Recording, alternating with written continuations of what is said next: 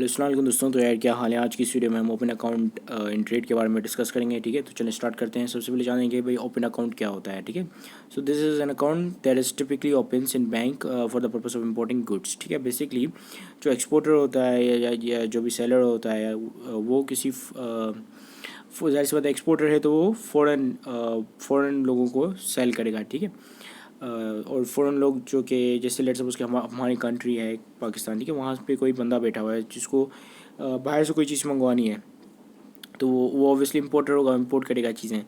ठीक है, सो अगर उस बंदे के पास ओपन अकाउंट होगा तो वो क्या करेगा कि इसके थ्रू चीज़ें इंपोर्ट करेगा। ठीक है, अब इसका अल्टरनेटिव जो है वो लेटर ऑफ क्रेडिट है। लेटर ऑफ क्रेडिट पहले आया था और बाद में ओपन अकाउंट की फैसिलिटी आई है। इसमें क्या है कि ये अकाउंट बेसिकली आपको ये फैसिलिटी देता है कि आप इंपोर्ट करा लें गुड। ठीक है, आपके पास गुड भी पहुंच गया और आपकी जो पेमेंट होगी वो उस गुड के इंपोर्ट होने के बाद कुछ अर्से बाद होगी। ठीक है, यानी कि आपको यहाँ पे एक तरीके से फैसिलिटी मिल जाती है कि आप यहाँ पे मैं सामान खरीद लूँ, ठीक है, फिर सामान को बेच भी दूँ, लेकिन मैंने अभी तक सेलर को पे नहीं किया। ठीक है, सेलर से मैंने माल ख़रीदा, ठीक है, माल मेरे पास आया, मैंने उस माल को सेल आउट कर दिया, लेकिन सेलर को मैंने अभी तक पे नहीं किया। जब माल सेल आउट होकर मेरे पास पैसे आए तब मैंने जाके अपना प्रॉफिट उसमें से निकाला और सेलर को पे किया। ठीक है, इससे क्या है कि इससे मैं डिमांड को देखते हुए अपनी अपनी हिसाब से माल मंगवा सकता हूँ, जबकि भले मेरे पास इतना कैश अवेलेबल ना हो। ठीक है, जैसे लेट सपोज कि आपके पास जो है 20 रुपीज़ है। ठीक है, अब डिमांड आपको पता है कि माल जो है इतनी डिमांड है कि अगर मैं 40 रुपये का माल मंगाऊँ तो ये मेरे 40 रुपये का माल बिक जाए। ठीक है, लेकिन आपकी जेब में सिर्फ 20 रुपये हैं, तो ओके ओपन अकाउंट के थ्रू आप जो है 40 रुपये का माल मंगवा सकते हो क्योंकि आपको पेमेंट उसी वक्त ही नहीं करनी। ठीक है, तो ये बेसिकली शिप नाउ और पे लेटर के बेसिस पे चल रहा होता है कि आपने अभी माल मंगवाया, पेमेंट आपने अभी नहीं की, पेमेंट जो है आपने 3 महीने के बाद की, जब आपका माल बिक गया, आपके पास पैसा आ गया। ठीक है, तो ये काफ़ी बेनिफिशियल रहता है एक इम्पोर्टर के लिए। So this account works based on ship now and पे लेटर, ये हमने ऑलरेडी डिस्कस कर लिया। इन दिस अच्छा, इस अकाउंट के अंदर buyer promise to pay the international seller at a later date.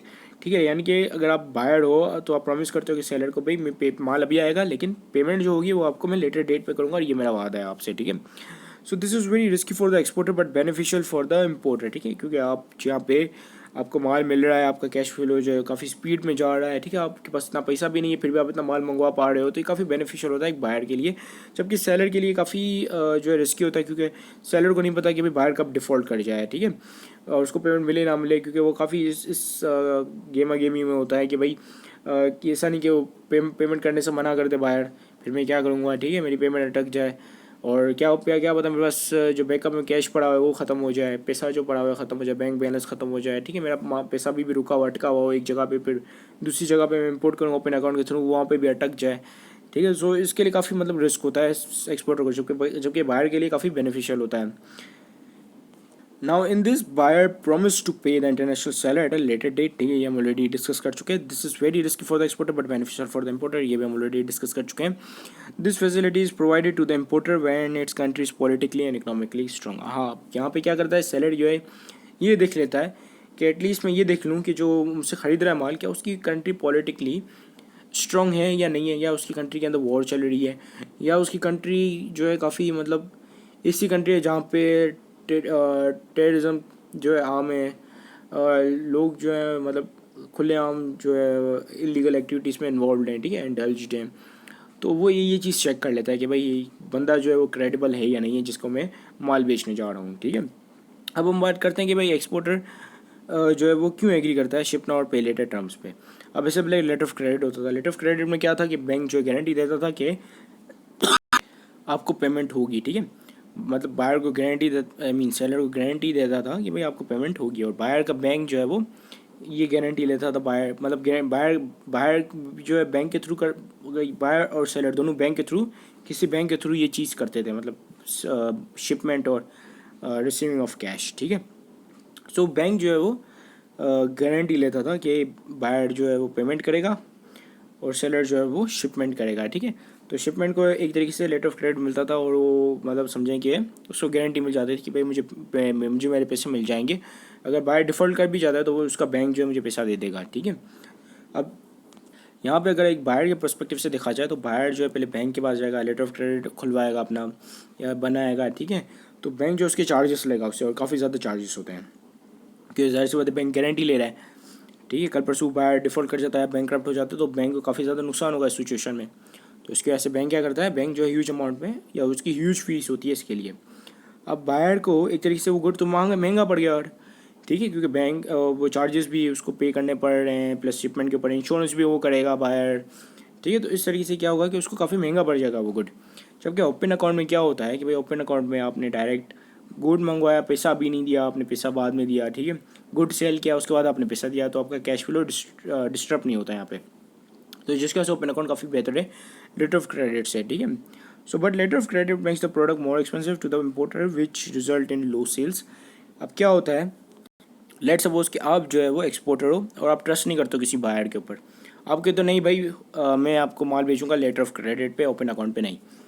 तो क्या होगा कि आप जो है मार्केट में कॉम्पिटेटिव नहीं रह पाओगे इंटरनेशनल मार्केट में। अगर कोई और बंदा आप जैसा गुड्स बेच रहा होगा तो वो बायर जो है आपसे नहीं, उस दूसरे बंदे से ख़रीदेगा जो कि ओपन अकाउंट पे बेच रहा है। ऑब्वियसली ओपन अकाउंट पे उसको इतनी सहूलत प्रोवाइड कर रहा है बायर को, तो बायर खुश उस बंदे से, ठीक है। तो आप कॉम्पिटेटिव नहीं रह पाओगे इंटरनेशनल मार्केट में, तो जिसकी वजह से ओपन अकाउंट काफ़ी नेसेसरी बन चुका है, ठीक है। फिर then Chinese bank started to open the open account for their exporter to win over the international market competition, ठीक है। चाइना में यहाँ काफ़ी ओपन अकाउंट काफ़ी शुरू होता है। इवन ये लोग जो है वो एक तरीके से एक्सपोर्टर को प्रोटेक्शन भी प्रोवाइड करते हैं, जिसके बारे में हम आगे डिस्कस करेंगे। तो आगे देखते हैं क्या बेनिफिट्स हैं एक इम्पोर्टर को, ठीक है। इम्पोर्टर के बेनिफिट हम डिटेल में डिस्कस करेंगे। So it takes lot of time to sell the goods and then pay to the exporter, ठीक है। मतलब कि ये इसमें काफ़ी टाइम लगता है कि आप मतलब आपको काफ़ी टाइम मिल जाता है, आपको काफ़ी लेवरेज मिल जाता है कि आप जो है अभी चीज़ें मंगवा लें और उसके बाद उस चीज़ों को सेल भी कर लें, ठीक है, जो कि हम ऑलरेडी कब से डिस्कस करते आए हैं। तो पहले या तो बेनिफिट ये है। दूसरा क्या है, it make the buyer cash flow very lucrative as he can buy more to meet the local demand without even having that much cash on the bank, ठीक है। तो ये भी हम ऑलरेडी डिस्कस कर चुके हैं कि भाई उसके पास कैश है नहीं लेकिन डिमांड काफ़ी ज़्यादा की है, ठीक है। तो इतना ज़्यादा अपनी इस छोटे कैश से इतना ज़्यादा माल मंगवा नहीं सकता, लेकिन अगर वो ओपन अकाउंट के थ्रू मंगवाता है तो इतना ज़्यादा माल मंगवा सकता है और फिर उसको ज़्यादा उस पर सेल कर सकता है, उस डिमांड को मीट कर सकता है और ज़्यादा प्रॉफिट कमा सकता है। It is less costly as compare to the letter of credit. Letter of credit में आप जाओगे बैंक के पास, बैंक जाके आपसे 100 सवाल करेगा और फिर आपको आपसे इतनी जो है अच्छी खासी फ़ीस मांगेगा। तो ये जो है काफ़ी लेस कॉस्टली है। ओपन अकाउंट में आपको इतनी कोई ज़्यादा पेपर वर्क नहीं होता, कोई भी ज़्यादा इतनी फ़ीस वगैरह नहीं होती, तो उसके थ्रू जो है आप इजीली मतलब गुड्स इंपोर्ट कर सकते हो और आपको इतना ज़्यादा मतलब इतना ज़्यादा आपको एक हैक्टिक सिचुएशन नहीं गुजरना पड़ेगा, ठीक है। अब आते हैं कि how countries have made it safer for their exporters. किस तरीके से उन लोगों ने अपने एक्सपोर्टर्स के लिए ये काफ़ी सेफ कर लिया है कि वो जो है इस क्रेडिट रिस्क से बचें, ठीक है। They use something called as supply chain trade finance, ठीक है। अभी क्या चीज़ है, in most of the country this practice is not even allowed because of high risk of default, ठीक है। अब जाहिर सी बात है, अब ऐसी कोई कंट्रीज़ हैं जैसे USA हो गई या ऐसी कंट्री जिनको जो इतना हाई रिस्क प्रेफर नहीं करती, ठीक है। तो वहाँ वो लोग अलाउ नहीं करते ओपन अकाउंट रखना, ठीक है, एक्सपोर्टर के लिए। अब कोई ऐसी कंट्रीज़ होती हैं जैसे चाइना हो गया, तो वो किस तरीके से प्रोटेक्ट करेगा कि भाई वो ये बोलेगा कि आप जो है एक्सपोर्टर को बोलेगा कि भाई आप जो शिप कर दें इम्पोर्टर को गुड, हम जो है आप जो भी आपकी आप जितने में भी आपने पेमेंट या इन्वॉइस बनाई है इम्पोर्टर के लिए, वो इन्वॉइस आप हमें दे दें, हम आपको अभी पेमेंट कर देंगे अभी के अभी, ठीक है। फिर वो क्या होता है कि क्रेडिट रिस्क जो है वो स्विच हो जाता है फ्रॉम एक्सपोर्टर टू बैंक्स, ठीक है, जो भी पार्टी या जो भी कंट्री वगैरह जो भी फैसिलिटेट कर रहा है, ठीक है। So but those countries which facilitate this the exporter gets paid at the time of shipment by its local bank and then that bank deals with the buyer and takes the credit risk with the little fees from the exporter, ठीक है। थोड़ी fees लेगी exporter से और बोलेगी कि हम आपको हाथों के हाथ पेमेंट कर देते हैं, बाकी अब हम जाने और आपका बायर जाने, ठीक है, हम उनसे खुद ही पेमेंट कर लेंगे, आपको आपकी पेमेंट मिल गई, आप अपने रास्ते चले जाएँ, ठीक है। तो उससे क्या है कि उसको डायरेक्ट पेमेंट मिल गई अब और उसको ऊपर से उसको क्रेडिट रिस्क भी नहीं लेना पड़ा, ठीक है। तो इस तरीके से सप्लाई चेन ट्रेड फाइनेंस के थ्रू एक्सपोर्टर को प्रोटेक्ट मतलब करती है अपनी कंट्रीज, ठीक है। अब इससे क्या फ़ायदा होता है, इससे ये फ़ायदा होता है कि डॉलर ज़्यादा आता है कंट्री के अंदर, जितना ज़्यादा एक्सपोर्ट होगा उतना ज़्यादा ट्रेड सरप्लस जाएगा, ठीक है।